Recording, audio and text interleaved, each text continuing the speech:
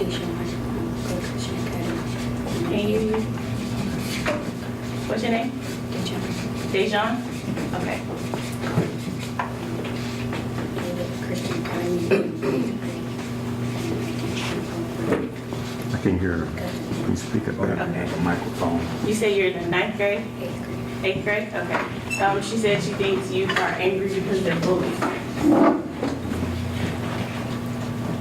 My name's Tiara. I go to Easton and I'm in 9th grade. And I think people are mad because they're pressured into getting good grades.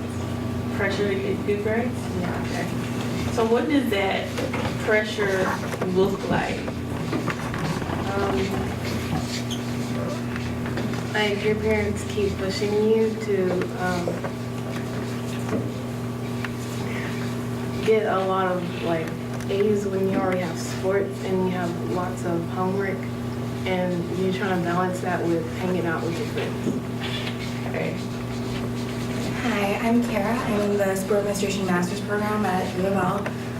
I think there's a lot of pressure today to create that change, and I don't think youth see themselves as being able to create that change. It's kind of that gap.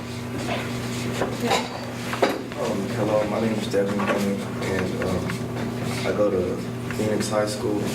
I'm in the 9th grade, and I think today's youth are angry because of stress about school and getting homework turned in on time and stuff like that. I'm Robert Owens. I go to 7th. I'm in the 8th grade. And I think teens are so angry because the people expect you to be more great.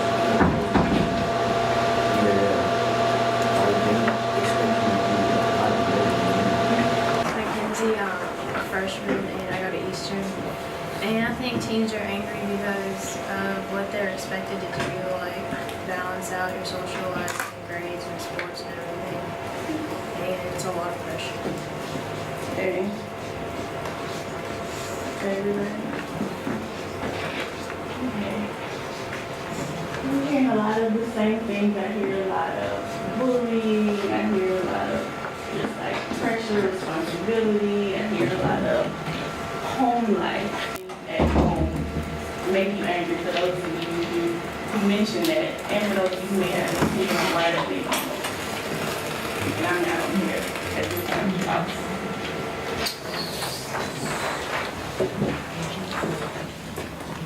Ready?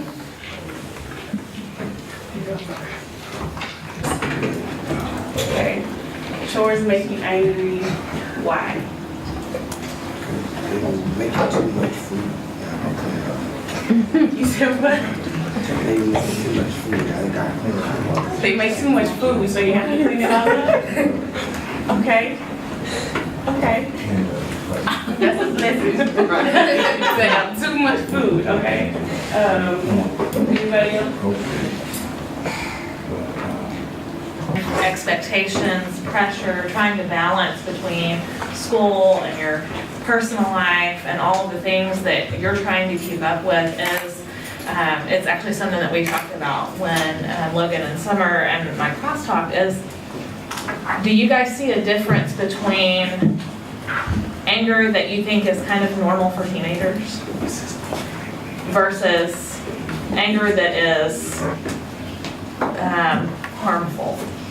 Anger that is beyond kind of, like this young woman talked about, like when you're in adolescence and you are changing and you're trying to develop your own identity and all of this stuff is kind of happening around you, do you think that there is some measure of anger or angst that is normal, that people just experience and it's kind of part of growing up? And is there a difference between that and anger that's producing bad things, anger that is resulting in not just regular growing up, but things that are hurting people?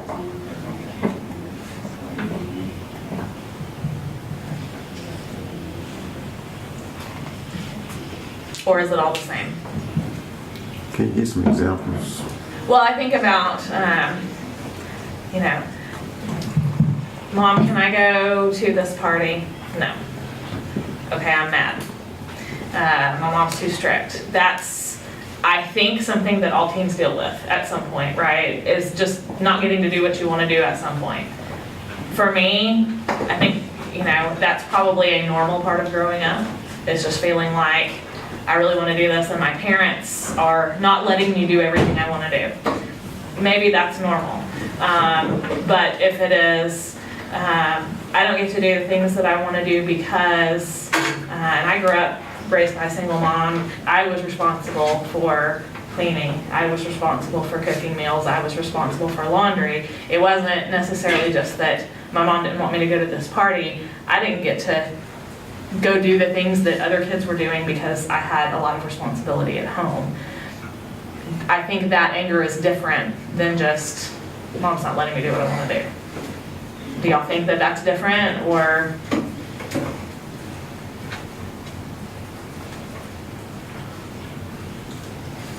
What do you think, Martha?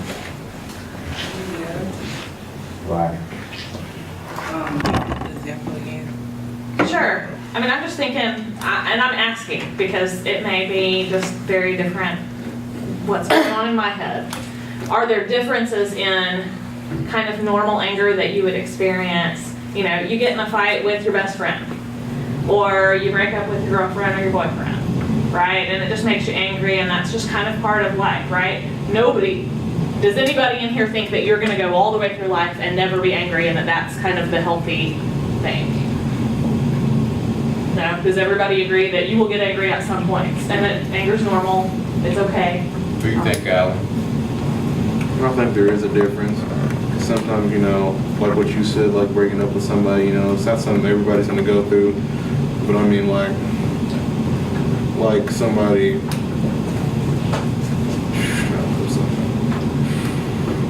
like somebody's house burned down. That's not something everybody's gonna go through, but that's something like somebody probably will go through, and I think that's like a very different anger than, breaking up with somebody. Right. Well, but I think that anger that comes from like a normal fight with your friends or breaking up with a boyfriend or girlfriend is different than anger that either comes from being bullied or results in somebody bullying somebody else. Right? Do y'all agree with that? Yes. So, are we talking about the normal anger that everybody experiences? Or are we talking about the unhealthy anger that is resulting in hard stuff and bad stuff? I think that unhealthy anger. Okay, so can you talk about, right, you guys have talked about reasons that kids are angry, and a lot of these, several of you talked about that the world looks different, right? And there's even more expectations and more pressure and more things that you have to do. It's like when you get bullied and you go tell somebody, sometimes they act like they don't care. It's like they don't believe you or they won't do nothing about it. They just have you handle it yourself or just let you go through the stress.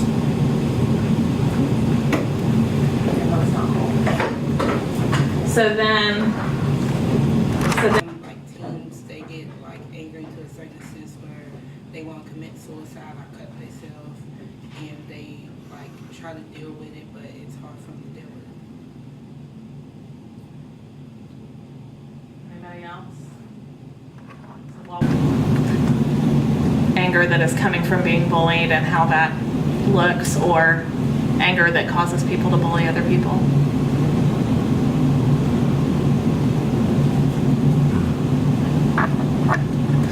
Can we go back to home life? What home life wise are the things that are in that area of anger that is unhealthy? Well, going to home life, you might be getting bullied at school, so when you go home, you're mad. And so, you take it out on your mom or your dad, you get in fights with them a lot more than you usually do. Just a different person. After you come home from school, you got bullied at school, you go home and argue with your brother or your sister, and it just makes you more upset about the whole situation. When you say home life, I think about your parents making you angry, or your relatives making you angry. Your parents fighting all the time, or your sister doing something you don't want her to do, or yeah, something like that. And usually when parents are fighting, there's like a different kind of anger. Like, I think you're angry at yourself more than anything because you feel like for some reason it's probably your fault. So. Do other people think that some of the unhealthy anger stems from being angry with yourself? Yeah. So what are the things that you think youth are dealing with that causes them to be angry with themselves? And you talked about feeling like it's your fault that your parents fight. Are there other things that you think of that are reasons that you think youth are angry at themselves, or that cause them to be angry at themselves? Feeling like they can't accomplish their goals. Like when they don't do well in a class, they get angry at themselves, they think they can't do it, so they just kind of just quit on even trying anymore.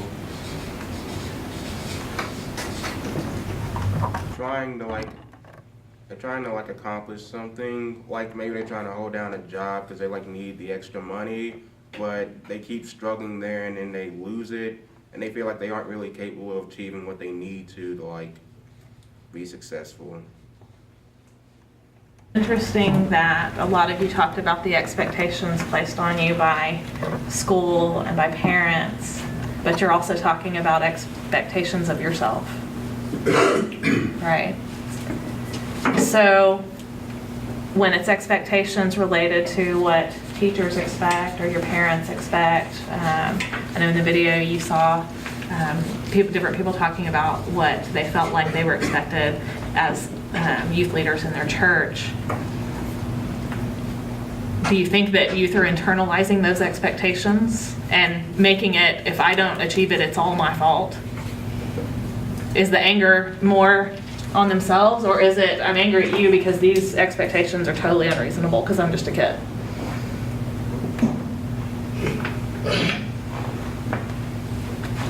I think everybody has a reaction to that, but we may have to prompt them a little bit just to give them that opportunity to express it. So what do you think?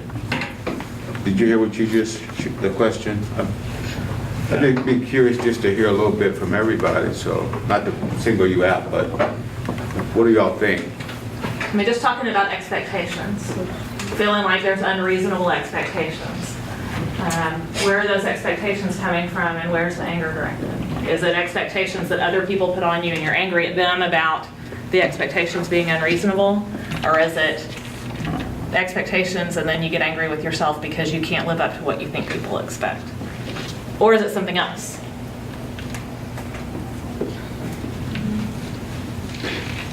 You want to weigh in? I mean, I think it's like a mix of both. Real, like your parents might try to get you, like they might have expectations that you might not want to accomplish. Like that's not what you want to do in life, and you kind of feel like you're being forced to do what they have planned out for you, and you can't do what you want to do. Like you gotta do everything they want and stuff. You can't really talk for yourself or think for yourself or nothing. So you get kind of mad at both. You mad at yourself because I guess some people want to please their parents and stuff, and I guess you kind of mad at yourself because you can't you can't please them and all that, and they got a feeling like they judging you or something. But personally, I don't think people should really care about expectations. I think you should just do what you want to do for real. You shouldn't have to nobody should be able to force you to do anything. You do what you want and just be the best you can be in it. You know what I mean? So yeah. You want to answer? You have ideas? Well, I know I get mad with mama. She expects me to be she expects me to get all A's and all that stuff, and I'm just she thinks I'm not trying in school, but it just gets hard and stuff. And then your parents always think you lying about something or thinking you're doing something that you're not doing. So yeah, I do cause. I don't think for myself, like my parents don't really force me to do anything. Like I compare myself to other people, like how I want to be, and like I want to be like the top of my class. And I feel like sometimes I take off more than I can chew. So then like I end up being mad at myself because I did so much and I was trying to be like someone else. How about you? Can you repeat the question? Sure. We're just talking about expectations and where expectations are coming from. And if you feel like the expectations are unreasonable, are you angry because you feel like other people are putting unreasonable expectations on you? Are you angry at yourself because you can't live up to what you think people expect? Or is it something else? Something else. I think expectations come mostly from your parents because they raise you and they want the best for you.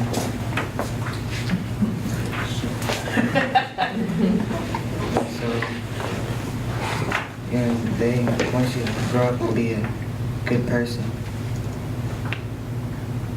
And is that pressure unreasonable, or is that expectation unreasonable, or is how they want you to do it unreasonable? What is it that makes it cause anger? Like they pressure you and they like keep on reminding you, don't do that. You know, they say pay attention. Just nagging.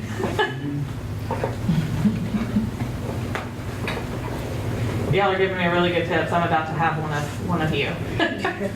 As a mom, I'm listening. I hear what you guys are saying. I think when like teachers have you like do some things and you like, I try to always get A/B honor roll, and my band teacher like kind of asked for like too much, and like he has you like do too much, like where you can't get A/B honor roll. And like one time I got a C, that's when I got a D, and he tried to say it's because I didn't complete a test, and I felt like I earned a B, but I got it up to a C. So is some of that maybe not the expectation, but you feel like either they are trying to make you not succeed, or they're not supporting you to succeed, they're setting an expectation and then... No, because he acts like he doesn't care. He acts like that he doesn't care because like I'm a freshman, and like all the upper graders, he like acts all nice to them, like gives them good grades and everything.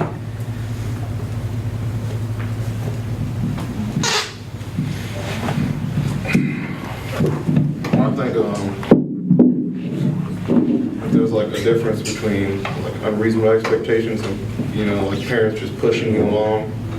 You know, my dad, they expect me to go to college. They want me to go to college because my dad didn't go to college and my mom didn't. She finished college, but she didn't go through as long as she wanted to. So they expect me to do a lot more, so they push me, you know, go out and do things out in the community. You know, sometimes I think it's unreasonable with them. When I sit down and think about it, I say they're just pushing me to go along and to do the things that they never did get to do. Well, I think the worst feeling is failing yourself with your own expectations. Like when it comes to your parents and you don't accomplish something that they want you to accomplish, it's not that big because it's not really something you wanted to do. Or school, you want to be the best you can be, so whenever you don't get the grade you wanted or something, that's when it hurts the most. Rather than your teacher expecting you to get like a B or a C, and you really wanted an A, you got a B. You achieved their expectations for you, but you didn't achieve their expectations, so it really hurts. I know for me, I like to say yes to everything. And I say yes, I will say yes to everything and anything you want me to do. And I've realized that you can't say yes to everything, that you have to sometimes say no. And I know for me, that hurts because I want to do everything. I want to be able to give to everything that you want me to do. And sometimes you can't. And I know that there's only 24 minutes and hours and everything like that, but I just try to. I think it's like a mixture of both because sometimes you have to strive to work for what you want, and then like you are at the same time thinking about your grades and what your parents want from you and what other people want from you. So there's like a lot of stress put onto you, and you're trying to reach your goals and then everybody else's goals for you. So you eventually just cave in when you don't reach the goals that you want and the goals that they want for you.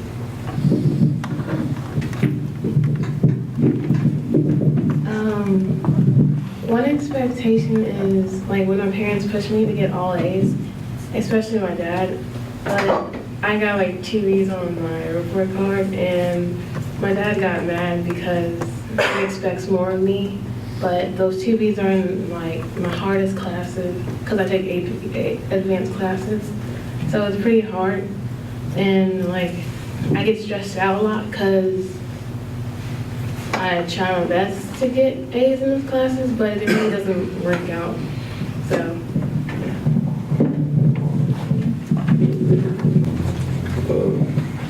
Live up to some expectations that people could put on you because of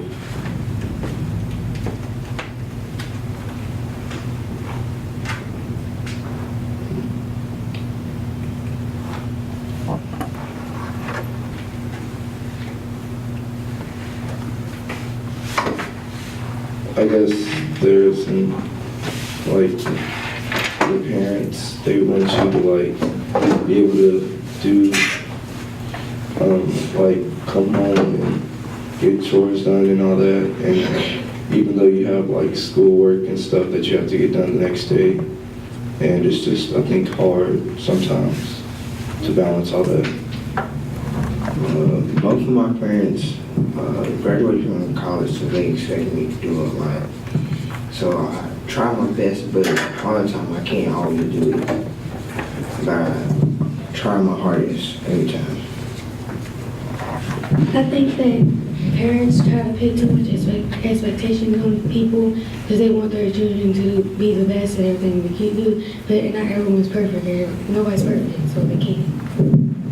I think it's hard for people to live up to everyone's expectations, like especially when you're trying your hardest and sometimes you fail. So I think I'll just try my hardest, and if I don't succeed, then I'll try again.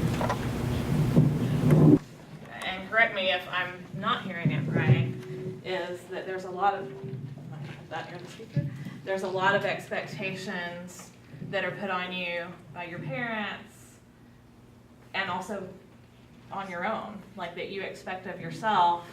And the frustration comes either when you're doing the best that you can do and you're not meeting the expectation, or when you're doing the best that you can do and you feel like other people don't think that that's enough, that that's not the best you can do, and they expect you to do more. Yeah, I tried. Is that accurate? Is that what you guys are hearing from each other? All right, I think Monique will follow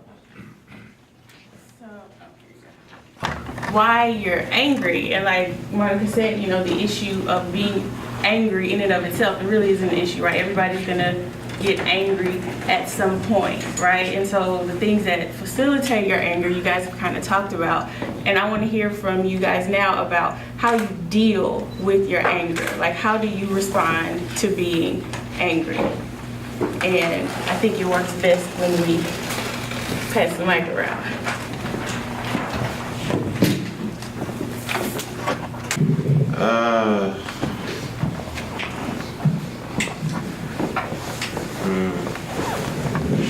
How should we respond, or how do we respond? How should you respond? How do you respond? What do you do when you're mad? Yeah. I mean, usually when I'm mad about something, I just kind of isolate myself. I like just stay on my own, like try to get over it on my own. I don't really try to talk with people about it.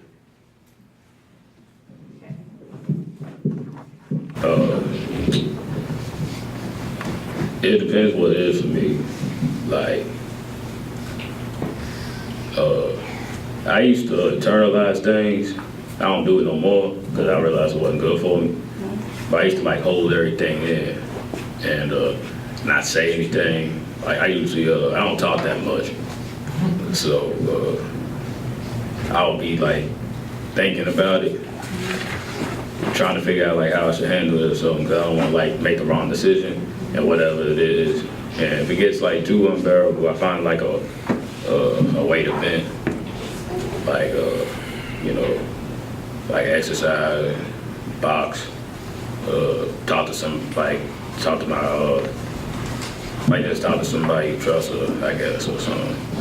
Okay. And that usually work for me, or I just don't think about it anymore. And I act like, you know, I don't deal with it, I don't try to deal with it until like it comes back.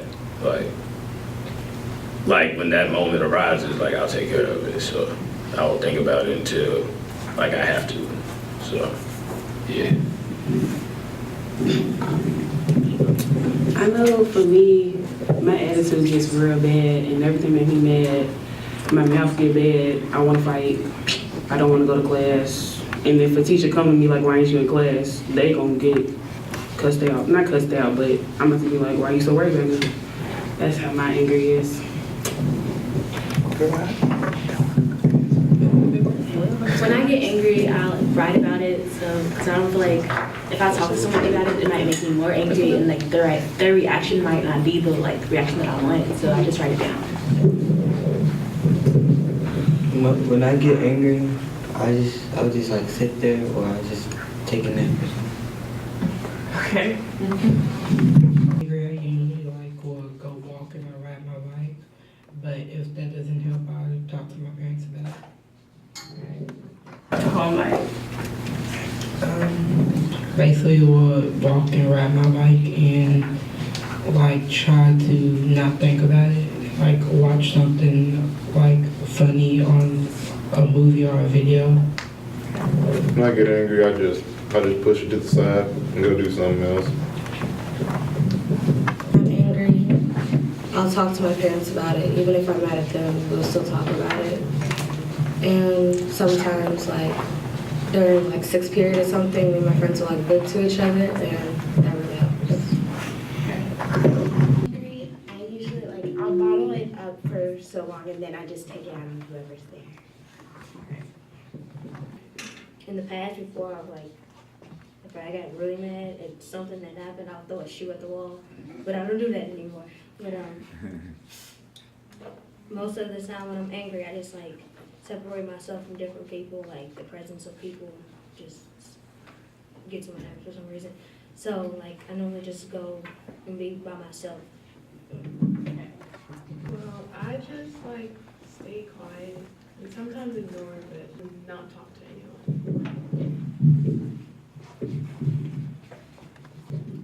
When I'm angry, I go in my room and get on my phone and like try to play a game or something, or like watch a video on YouTube that'll make me calm down. When I get mad, I usually like walk around my neighborhood, or I play basketball. Or I just go in my room and watch some comedy because that always makes me happy again. Get angry, I go in my room and like just sit there or just watch TV, something like that. And think about what happened and think if I did something wrong, do I need to apologize? When I'm angry, I'll like yell at the person that like made me angry, and I'll like lash out. Or I'll just like isolate myself so I don't lash out at people. You know, each other person deals with anger, because it'll be kind of important when we break out into the next section and we're talking about solutions to anger. We do have another facilitator here with us now. We have Aubrey Williams. So I'm going to let him come and introduce himself.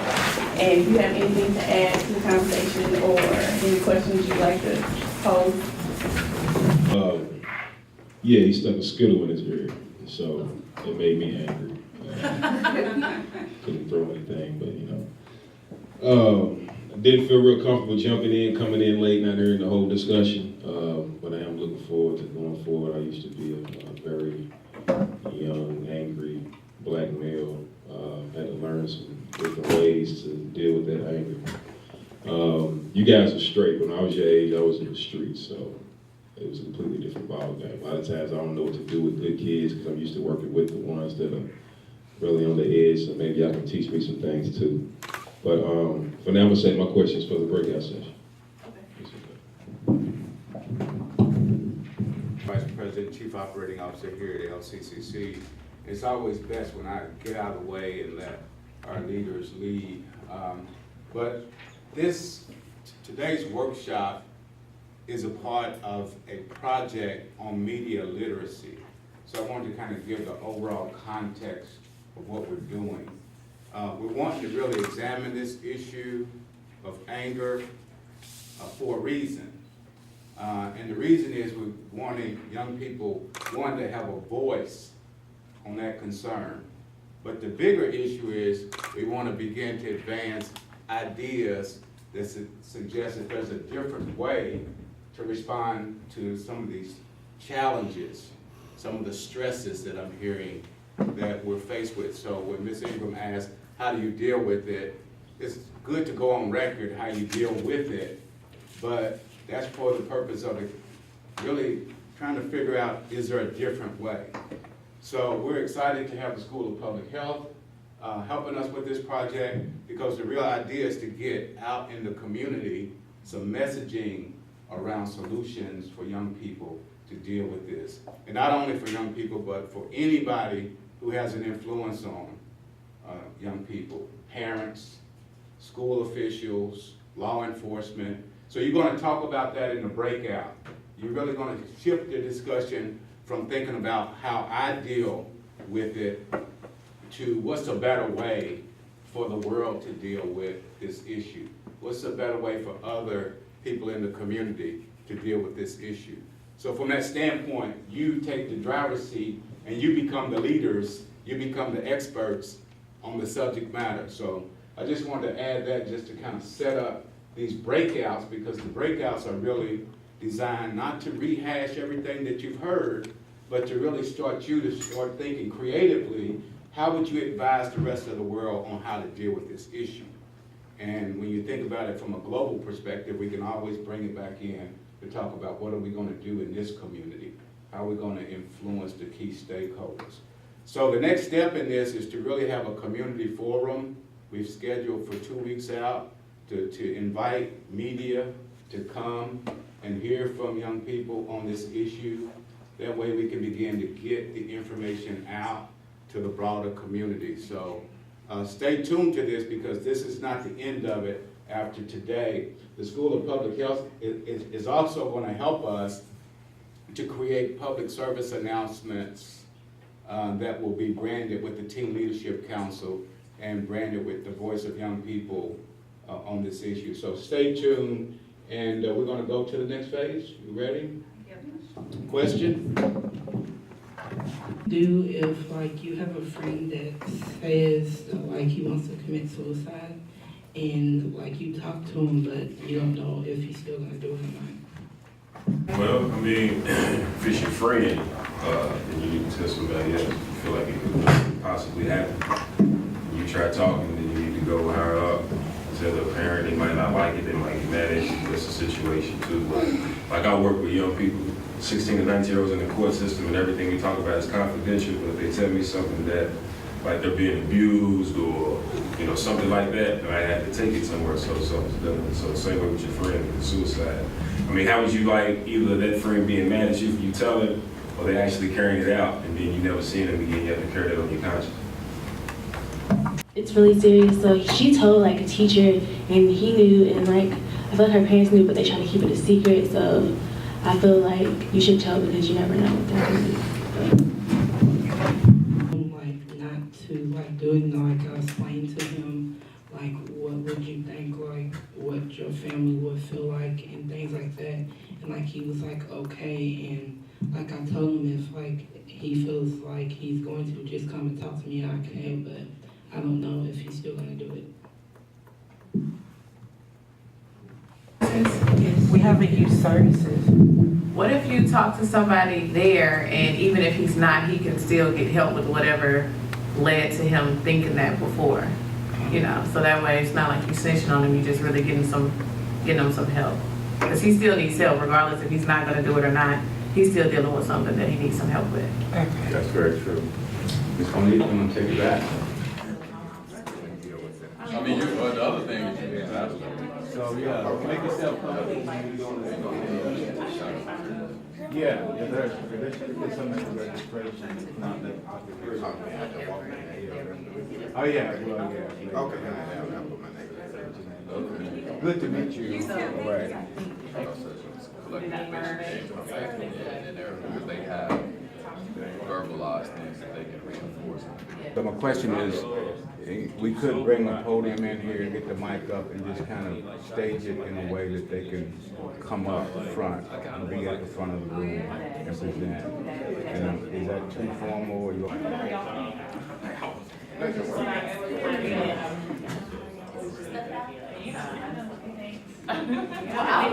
Shoes a little, I mean, you know, shoes be busted sometimes, jeans a little busted, and you gotta go to school with people that come from decent money and, you know, especially when you're young, you compare yourself a lot, right, to other people. And then especially too, depending on the culture that you come from, you know, you might be caught up into materialistic things, thinking that that'll make you feel better. So I was into a lot of that. Started selling drugs at 14 at Mill, even though I was playing point guard for the freshman basketball team, quarterback for the freshman football team. I had so many holes and voids in my life. I didn't go home to hugs and love and, hey, how was your day? And what'd you do at school today? And how's the practice going? You know, it was me standing on that bus stop at Mill alone, right? Cold, it's late, I'm hungry, you know, you get at football practice late. Gotta go home, do homework, gotta catch 2 or 3 talks to get home to the West End. I asked my mother one day, I was like, hey, can you start picking me up from practice? Because she worked 9 to 5. And she said, no, this is something you want to do. And since she didn't know my best friend was already selling crack and trying to get me to it, at first I told him no. But when my mother said, no, this is something you want to do, I felt so empty, so alone, so mad. Like, you know what, forget sports, forget school. I'm going to get money because that's going to fix all my problems. So, I was angry. Was that a healthy way to deal with it? Not at all. Did I talk to anybody? Not at all. So a lot of times we get emotional about stuff and we react, you know, especially us as guys. We don't really talk much at all, fellas, because we so hard and tough and filled with pride. But I encourage you all, especially to open up your mouths and talk. So real quick, got kicked out of Mill, grades dropped, right? They're not having it. Next year I went to Wagner. Some guys in my neighborhood robbed me. I was going to buy a gun to use that as one of my venting sources when I got angry. On the way to buy a gun, I got robbed. The guys that robbed me went to Wagner with me, so I took a machete to school. Yeah, Chase, Friday 13. Yeah, makes no sense, right? Yeah. 10th grade, got a machete. My mother's already found a gun, my first gun. She's found crack, now she's found a machete at school in the Wagner. Want to send me to Butcher. Parents didn't want me to go to Butcher, so they sent me out of town. Long story short, I was caught up in the streets already. Uncle ended up sending me back, even though I went out of town, making an honor roll, walked straight on the basketball team. As soon as I hooked up with some guys in the street that I could relate to, behavior, you know, fell right back into what it had been. Uncle sent me back, had to go to Eastern, and put out of Eastern, still selling drugs, smoking weed now, doing a lot of more things that I was doing. Got sent to Aaron's, still selling drugs, and put out of Aaron's a couple times. 18, got shot, almost died. Had 6 gold teeth in my mouth, permanent, had a few cars before I had my license. Go to the mall every day. I got all this stuff that I thought would make me happy, right? It would solve that anger. I got it now. All my peers are looking at me because I'm shining. I got a car with loud music and tent, right? All the girls that didn't want me, now they wanted me. Had a bunch of new friends, right? It was all fake, it was all a facade. So I was even more angry than I was at 14 when I started selling crack. Because now I didn't know who I was. When I looked in the mirror, I was blinded by the gold teeth. I had all this stuff, didn't know who to trust. I was going to jail every other day. It felt like got out of JCYC on my 18th birthday, 12 a.m. Got locked up maybe 6 or 7 more times that year as an adult before I got shot. Today I have a degree from Morehouse College in Atlanta. Before that, I graduated from JCC with African American Student of Excellence Award, Best English Student on Campus Award. Graduated with 3.5 from JCC, then went to Morehouse. Graduated with 3.3, inducted into the John Henry Clark Honor Society. So it's not how you start, it's how you finish. But my friends though, who didn't learn any other tools and didn't try, dead in prison, a lot of them. So I take this work very personally. I get a little too serious about it, some people say, but I know that if we don't learn new tools and of how to deal with our anger, especially in our culture, in the Black, the African American culture, just gotta be straight up, right? If we don't really get serious and strategic about it and change the way we respond, because we're killing each other. We talk about the police all we want, we're killing each other at higher rates, and so we have to figure out a way to learn to respect each other and love ourselves and love each other. So, with that being said, we just start off with that question: what can we as youth do differently as an alternative to venting our anger? Because we already listed some things out there that we do when we get mad. Throw shoes. Some people said talk. This is a healthy one. But let's just say when it comes to violence, let's just say that, you know, in the Black community, for instance, right? Somebody bumps into you in the store. How are you supposed to respond? Just walk away from it. You two guys, he could be going in the store, you could be coming out, he bumps your shoulder, doesn't say excuse me. And so you're with your friends. You just gonna let him bump you? You ever heard that? You ever experienced anything like that? Am I making it up? Right? Okay. Might be the ladies too. Hey girl, she just almost knocked your shoulder off. You gonna let her just walk away? Right or wrong? Okay. So then you're a punk, you soft, you weak, right? If you don't respond in that manner. And so who ends up winning though? Somebody's suspended, somebody's hurt, maybe both people suspended and hurt. Somebody gets beat up and goes get a gun. Right. Talk to me. What do you think?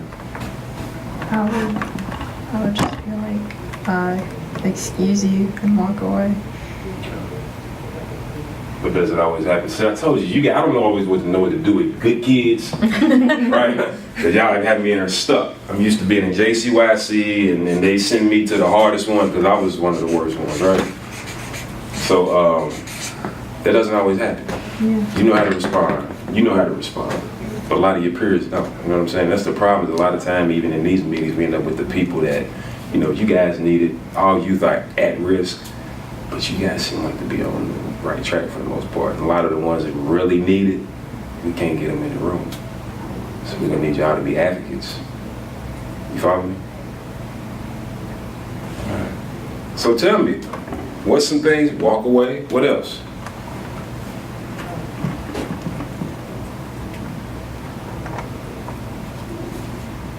Somebody bumps you in the hallway and knocks all your books out of your hand.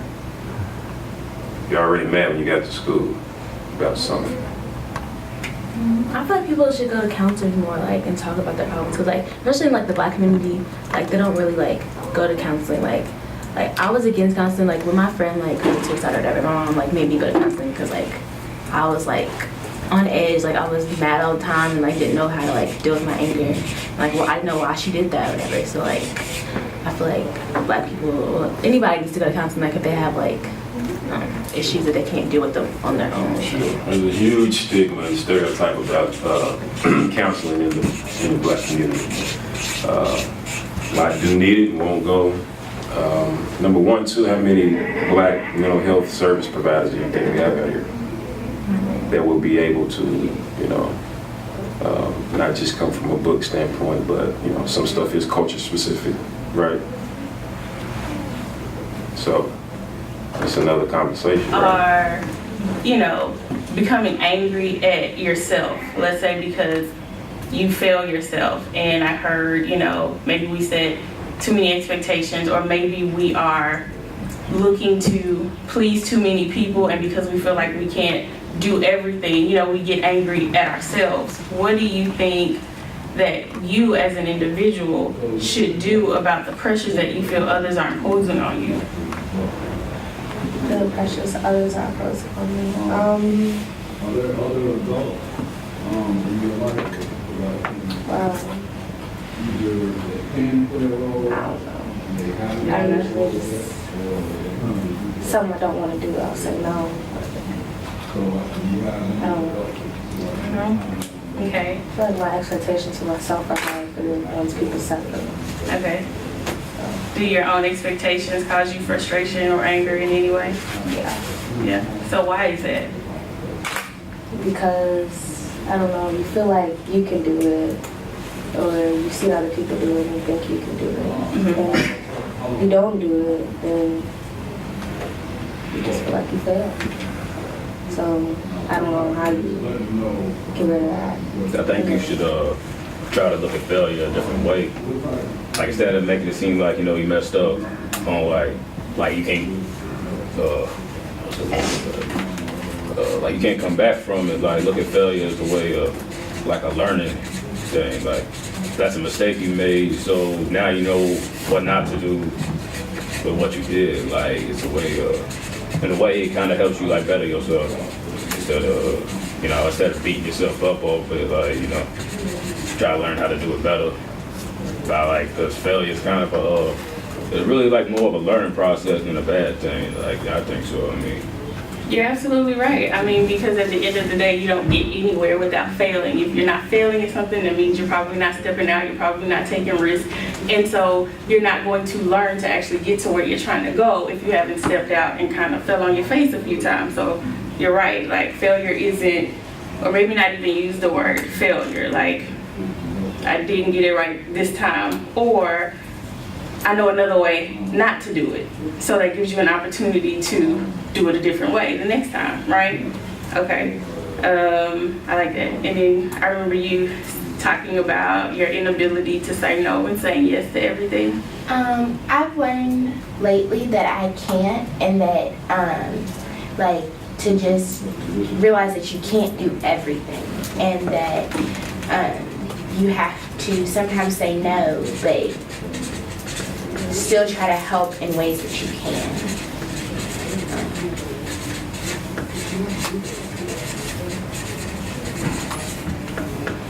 Right, so I mean, prioritize. Like you were saying, there's only so much time in the day. You know, there's only so much you can do. So you can't do everything. And so recognizing the things that you have to do because they're your responsibility to do, recognizing the things that you may want to do, and then those things that people want for you to do, but then prioritizing, scheduling, organizing, and if it doesn't fit, then the answer is no, right? Okay, so anybody else with expectations?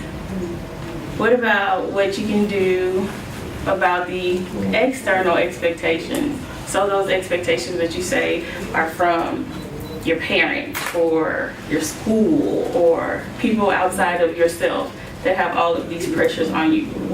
What do you think, if anything, you can do about those things? Depends what it is. Okay. I mean, think about it. Like if they trying to get you, it's like it depends what it is for real, and what you want for yourself at the same time. Like they trying to get you to do some certain kind of job, profession, and if you don't want to do it, then you don't have to.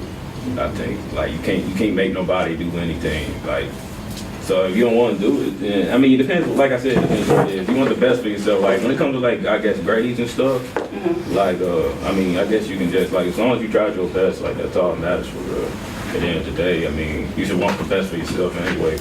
And like if it comes to like you're supposed to have a certain job or something, just like think about it if you want to do it. Like who cares what they think? Like in the end it don't matter. Like if this is your life, like they can't dictate it for you. So I mean just do you. Okay. Yes. You already see how Okay. You have anything? No? I know some of y'all. You. What's the question?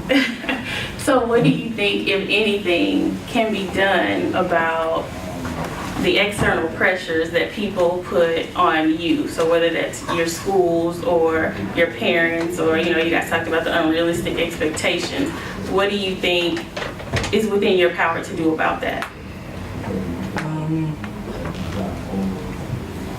Like, try not to, like, take it, like, where it's, like, too much. Like, if it's too much, like, tell them that I think it's too much.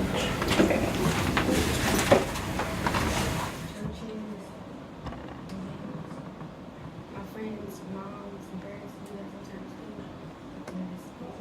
So adults at church and adults at community centers. And do you feel like they have that responsibility to help you, or to help youth deal with their anger? Okay. And what about you? Did you have anything else you wanted to say? What about you? I just have friends to help me. Just friends? Okay. So what about, do you have any ideas about why adults don't help you? You don't? Have you ever asked for help from adults?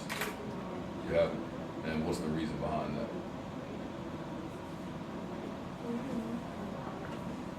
So what do you feel like adults should have, or what do you think they should do to make you feel comfortable about talking to them, or what should they, like if you're angry, you upset, what's the reason why you get angry?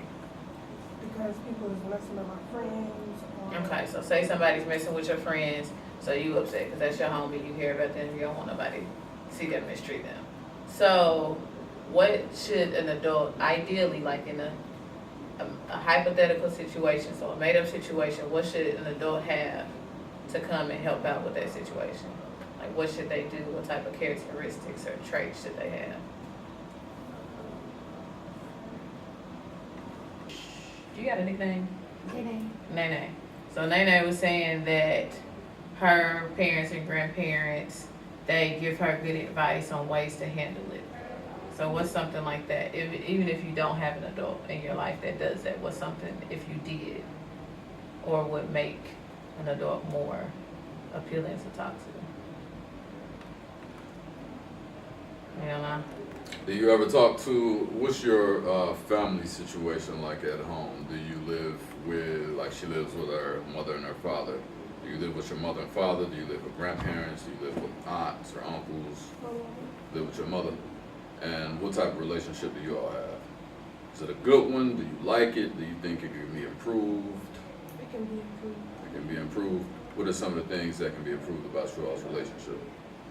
She can listen to me. She can talk to me more. She can listen to you and talk to you more. So when you say she can listen to you, do you attempt to talk to your mother and she cuts you off, or do you attempt to talk to your mother and she ignores you? Sometimes Or she is it ignores, both? sometimes she cuts me off. Okay. So you need her to be attentive to you when you're talking and to listen, like Jasmine talked about her counselor. She listens to her, no interruptions, no judgment. She just listens and lets her say everything she needs to say. That's what you need from your mother.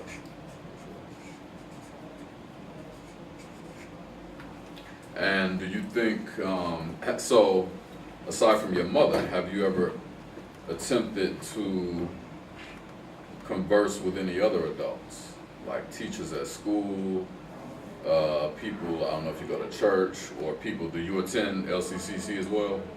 Are there adults here that you feel like you have established pretty good relationships that you can talk to, or you haven't reached that point yet? What that mean? You can talk to them? Okay, and so what qualities do they have that makes you feel comfortable with speaking with them? They're nice. They're nice. Cool. So you need, so again, well, you so you need niceness, in addition to some of the other things that we just heard, such as listening without being interrupted. Cool. So do you have anything, any input on adults and how they can effectively help you or just youth in general manage their anger? I think it does can be helpful to youth. They can be helpful in what ways? Like, they've been through, like, they're older than you, so they've been through more stuff than you. And so they'll help you with the situation they might be in. So you feel like they should have experience because they're older, and they should be able to draw from their experiences to help youth, you know, deal with their situations in better or alternative ways.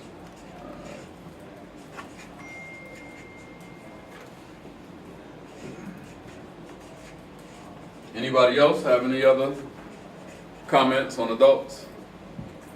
So now we're going to move to other sectors, entities of society, like, you know, educators. So we somewhat mentioned teachers, but, you know, we can talk about the school system, we can talk about the police department, we can talk more in depth about churches, youth serving organizations. So that's what we're going to talk about. So I'll just put it on the table. Out of all those different things that I just mentioned, which one, you know, do you all want to tackle first, as far as the organization that you feel like should be either is doing a lot or should be doing more in helping youth manage anger more effectively? I'll mention them again. We said the school system, criminal justice or juvenile justice system, youth serving organizations such as LCCC, the YMCA, you know, the list can go on and on. Police department. So anybody have any thoughts? I think the police department could do much better, because I don't like, nor do I trust him. Like, it's kind of like they'll look at you different just by the color of your skin. Like, I could be walking, and I was with a couple of dudes, friends and stuff, and we was walking down on Cameron, and they just kind of stopped and was like, where I think y'all going and stuff like that. And then we had went to Dollar General, and the lady was like, put your bag down, leave it up front. But then this whole little group of white girls walked in, and they had bags and everything. They could have stole, they could have put about anything in there. And I was thinking, oh, she ain't got to put her bag down. But especially the police, like, they definitely, I think, target black people more so than they do any other race. So it's not just your thought, like you've experienced that from the police and from grocery stores. So, and you bring, or whatever type of store it was, so you bring up a good point, because the things that I named were just examples. But additionally, your life isn't in a bubble. Your life isn't just dealing with the school system, home, and church. You can go anywhere in the world you want to. So when you go in a grocery store, something can make you mad. So that's definitely something that we should, you know, keep in our minds as well, as how can we work with grocery store owners to say, hey, we might want to talk about how we treat black youth when we come into our stores, because they're seeing the disparity between how they're treated and how white people are treated when they come to our stores. So that's an excellent point. Thanks for bringing that up.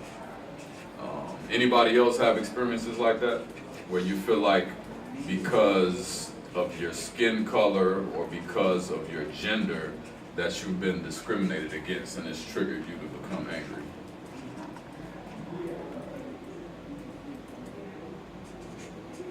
What about, who mentioned church? Somebody in here mentioned church. You mentioned church. All right, so can you talk to us a little more about what you think church should be doing? Well, for one, what does church do for you in helping you manage your anger, since you mentioned? They will talk about the sin, they will pray about, well, they'll talk about sin. They'll say it's not a big deal. Well, I can't really explain what they talk about. It's cool, you can do as best as you can. They will say, basically they'll pray over me and say, to help me. And how do you feel about that process, the prayer, and it sounds like maybe mentorship? Is that something? So how do you feel about the prayer and the mentorship that you get from the churches? I like You like it? And what things that make you like it? How does it make you feel? it. Makes me feel proud, and then someone that people help me. So it makes you feel proud that they're helping you, like they're giving you all this, they're giving Nene all this attention. So that's cool. So again, the fact that they're giving you positive attention, that makes you feel good. Cool. Does anybody else in here go to church? What's your experience like at church? Do you feel like the church targets youth specifically to help you, live a more positive life and a less angry life? You do? What are some of the things that they do specifically for the youth that get at those things? Like, sometimes like when we're sitting on down, it's like sitting in prayer, like they ask us to pray like what's going on with our lives. And so, is this specifically for the youth, or are you saying just in general? The youth. And are there any other youth targeted programs or initiatives at church that they have throughout the year to address certain issues that y'all may be having? Or not just issues, but to help you all with the strengths that you have? Do they do those types of things? On Wednesdays we do go, the youth kids, we all have to go to church every Wednesday to talk to them about church. Talk to them about what? Like church things. Such as, so what are some of the things y'all talk about? Jesus. So you're talking about like Bible study? So is there anything, like any programs your church does that's specifically only for the youth? Just anything that they do? Do you enjoy youth Bible study? What are some of the things that you feel like you get from it that help you?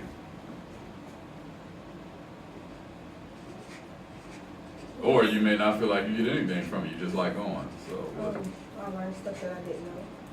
like what? Jesus.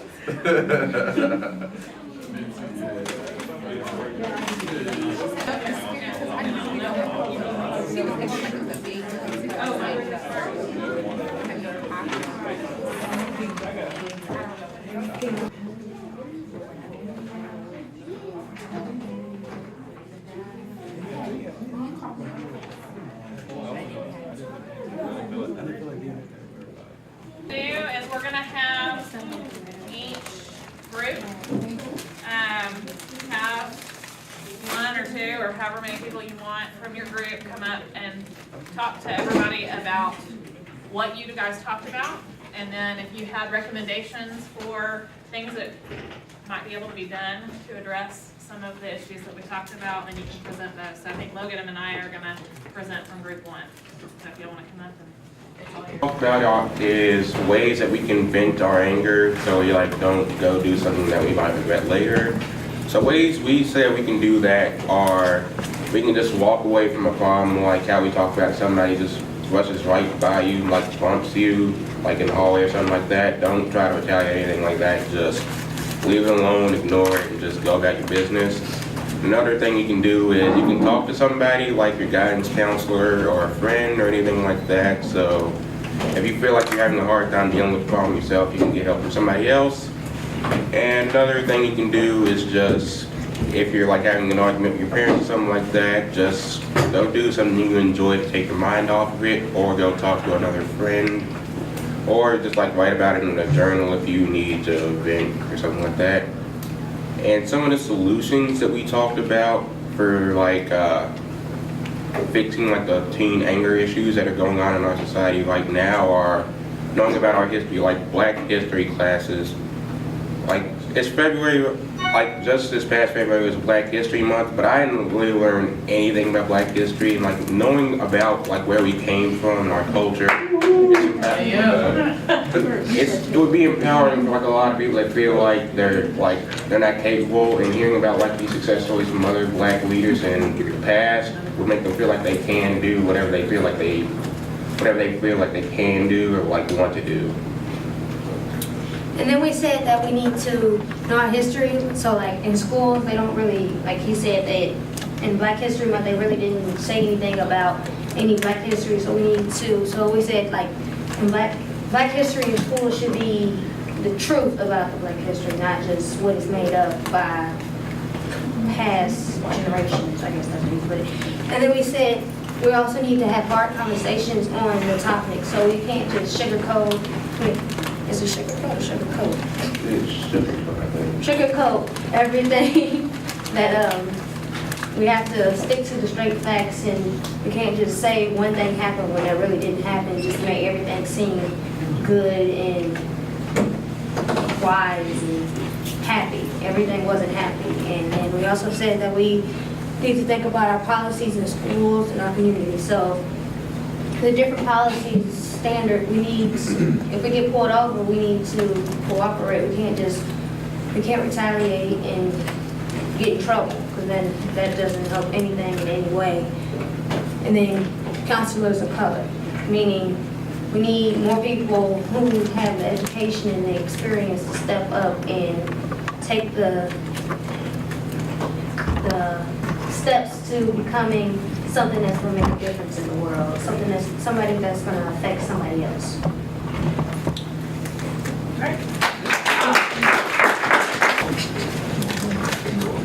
In group 2, we discussed internal and external expectations and how to deal with them. And for internal expectations, we said you should look at them differently. Instead of looking at it in a negative way, you should look at it in a positive way. And think about how you can approach what you're trying to achieve differently instead of like looking back at what you did wrong and down yourself.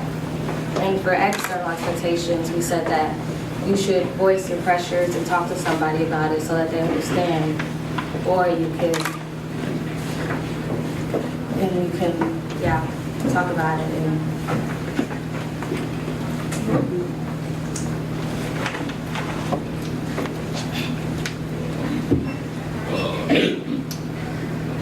we also talked about what law enforcement and we as a people need to do. Grab the mic. We also talked about stereotypes and what law enforcement need to do. They need to stop jumping to conclusions that we up to no good all the time,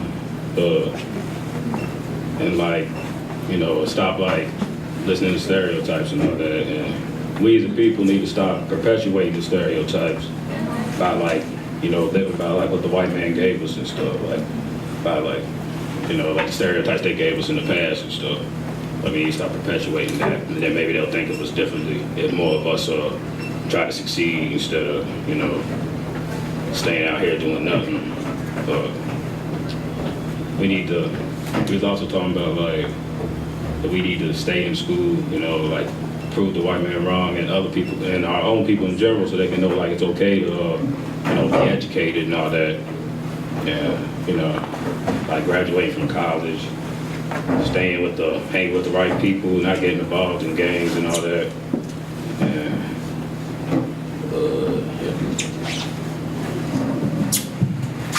And we also talked about teachers and parents, how some teachers would be two faces, like when our parents is like at a parent-teacher conference, they want to smile at them and act all different, but if we're like in school, they want to treat us a different way.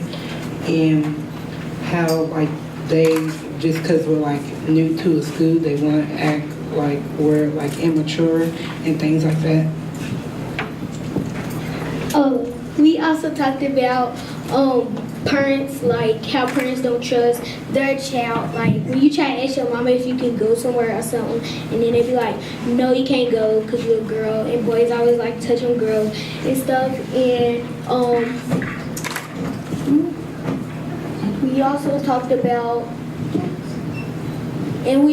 about bullying.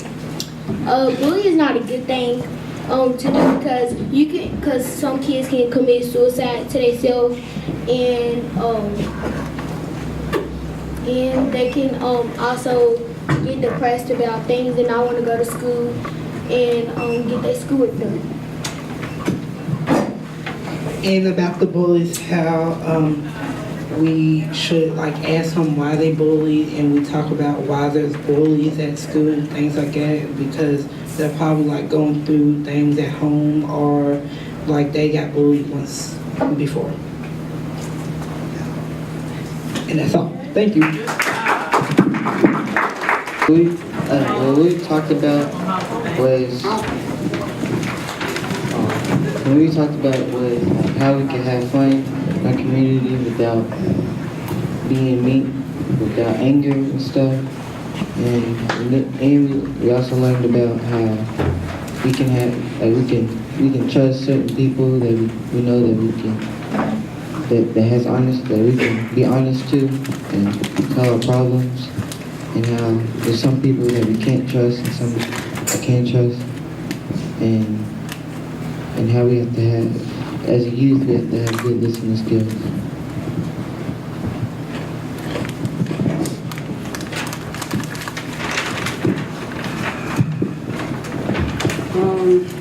We also talked about how people stereotype as being black people, like people always think you're up to something because you're black or the people you're with or by your gender. And it's not right. And that's another reason why teens could be angry and peer pressure, trying to live up to expectations. And yeah, and that kind of stuff.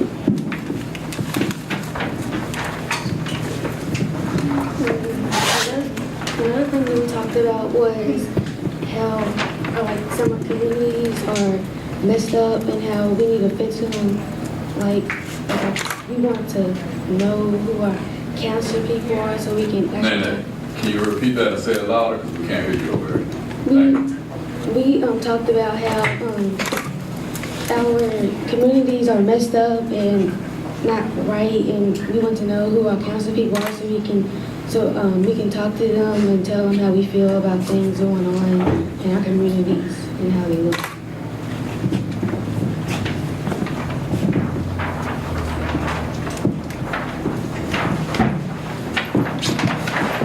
We also talked about how parents should like listen to when their kid has like a side of a story to tell, and like how the adults don't listen to like their side and they just like choose like what side that you're on, like how they should just listen to what you have to say.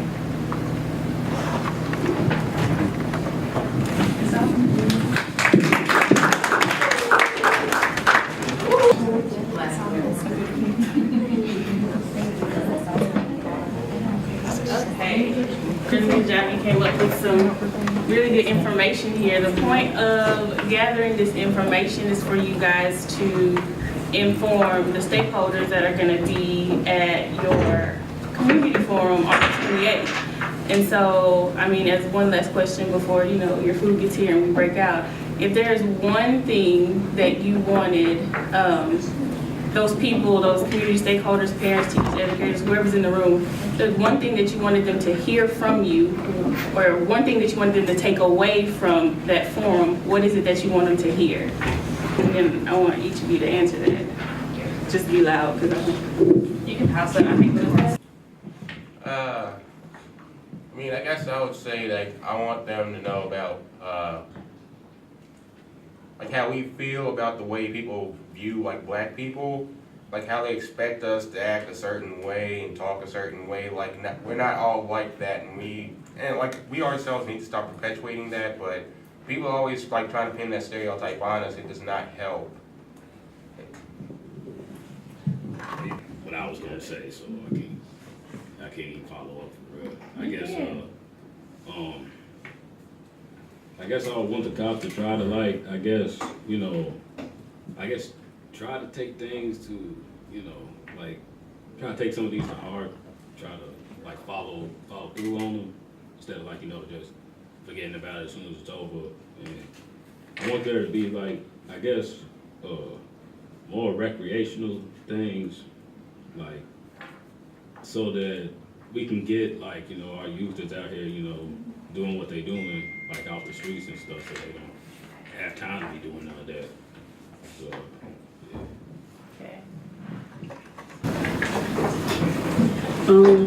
I think they should let the young people have a voice and not just brush everything off. Like you say, like they'll come off like they're listening to us, but it seems like I think we need to educate not only like ourselves, but also like the community at large about like the history and what has gone on in the past and how we can make it better in the future. What do you want the people in the room to take away from what you guys present? So what do you want them to know? What do you want them to hear? You're gonna have a room full of, I don't know, parents, teachers, other community stakeholders. I'm not sure who's gonna be there, but what do you want them to hear from you? I want them to hear, like, maybe all, You don't know? Okay. Know that there's always something special in everybody, but it just takes some time for some people to figure out what that is.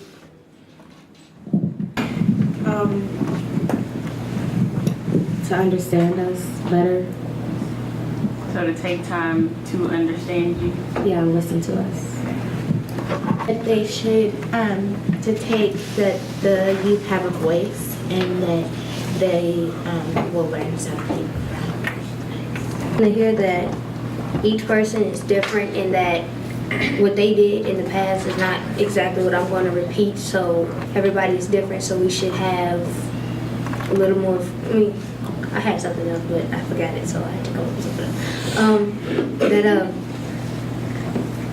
Everybody makes mistakes and that everybody's not everybody, but nobody's perfect, so we all can, I want them to take this, what we do on that day serious and realize that we actually mean it and that we need to, us, and, okay, that doesn't make sense. Them and us, if that makes sense, need to realize the truth and the facts and understand the purpose of why our team's so angry.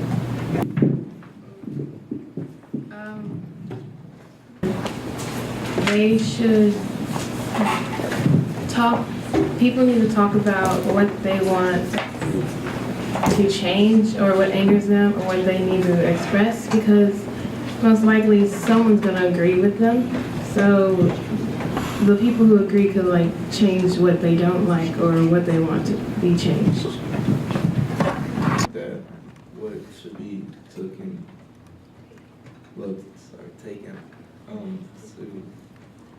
to them is that us as a community has came up from what people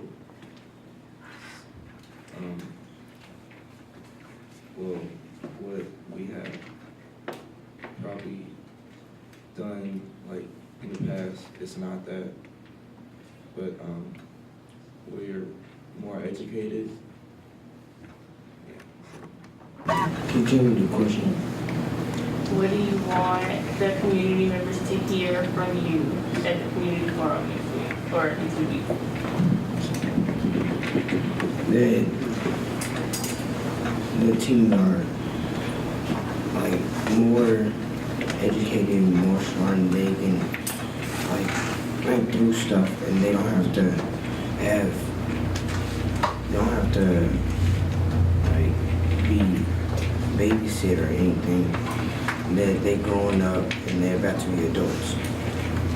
So that's for the young people? What do you want the grown-ups to hear? I don't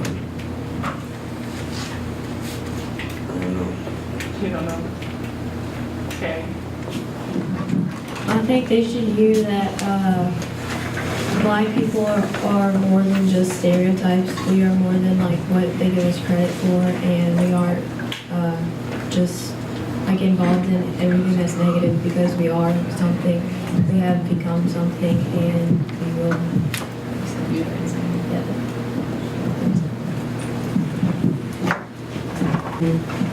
I think that they should know that just because we like talk proper or we act different and get like good grades and stuff, that we're still like African American and we're not different from nobody else.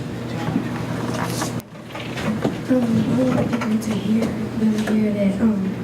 that people do not need to hold in things because it's just gonna make it worse. Because we all have someone that actually cares about us that we can actually go talk to. Because it's a friend or sister, we can talk to them when we really want to. That's something we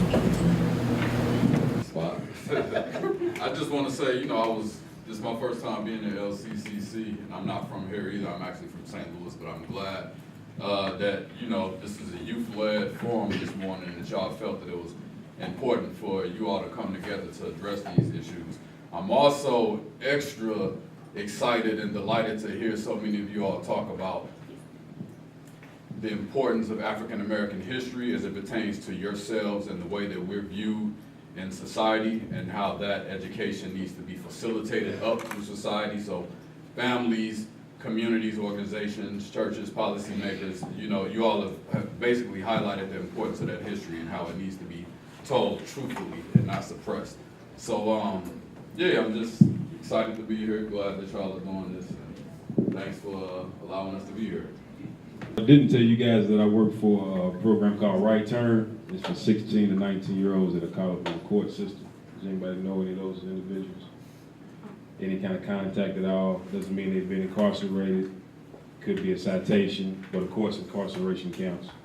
But any kind of contact with the courts, 16 to 19, we try to get them employed, focus on academics, pair them up with mentors. We also do some nitty-gritty workshops and stuff, just kind of digging into the mentality. So if y'all know anybody that fits that profile, let me know. I can get them signed up, get them some help.